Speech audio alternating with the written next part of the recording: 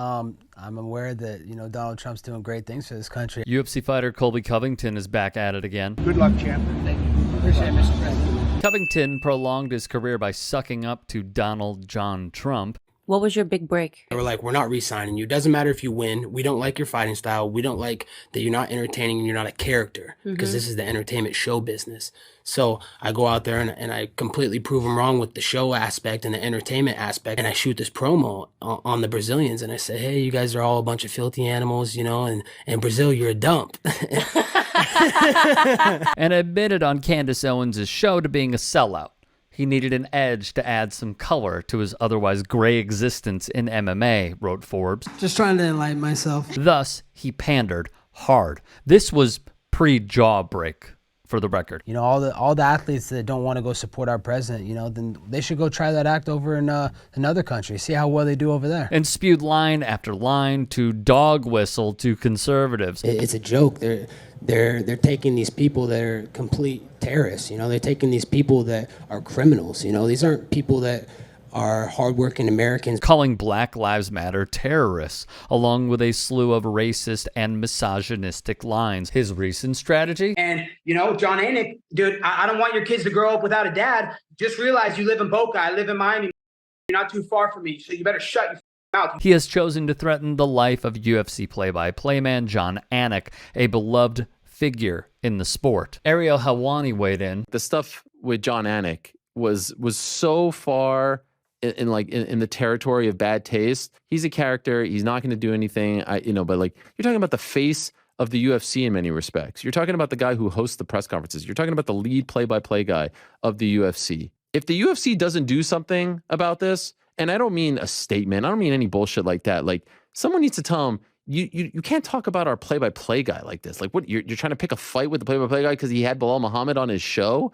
What are you talking about? Bilal Muhammad would also give his 2 cents. This guy's an airhead. If he doesn't have something written down for him, it's not a script. If it's not written down by a professional, he sounds so stupid. And he just looks drawing for straws, trying to grasp at something to make it seem real. And now you're coming at like a guy like John Anik, who's like the nicest guy in the world. And why? Because John Anik gave me an interview. I'm like, I wish I see Colby there. And I wish that he even looks at John in a certain way of disrespect. I swear I'm going to walk up to him and just slap him right in his mouth. So for him to come at John, it just irritated me so much because it had no reason to. Helwani would have more. That's the behavior of someone who feels like he had something and it's slipping through his fingers. I just think it's like, if they don't have Anik's back in those moments, whose back are they going to have? It's just like free game to talk about it, to legit threaten anyone who works for the company. On Covington, his fellow fighters despise him. I don't hate anyone, Ariel.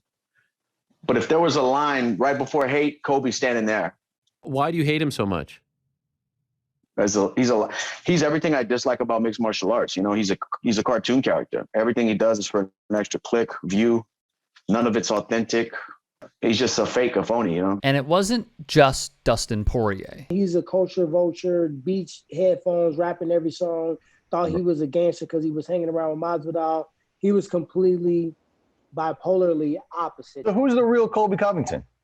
Colby Covington is a lost soul. He's a selfish individual. He's burned so many bridges. Tyron Woodley weighed in. Colby should be more respectful to his teammates and women, in general. As did Joanna. Bilal called Covington a coward for not wanting to fight him, nor coach against him on The Ultimate Fighter, Season 31. The coward cowarded out.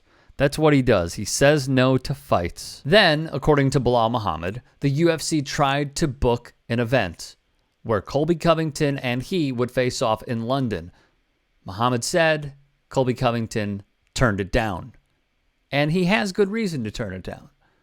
Bilal Muhammad has won 9 straight. Shockingly, the UFC rewarded Covington after sitting out for so long, making him the #1 contender to face Leon Edwards after his win over Kamaru Usman. What's important is the UFC's reaction to what Colby Covington has said about not just a member of their roster, but the lead play-by-play man, John Anik. They need to really come down hard on this and set a precedent. As Maggie Hendricks longtime sports media member would write, it doesn't sit well with her. I remember speaking up about athletes threatening reporters 12 years ago and was called a "see you next Tuesday" by Joe Rogan and was then accosted by his crazy fans. Breaks my heart that it hasn't changed at all.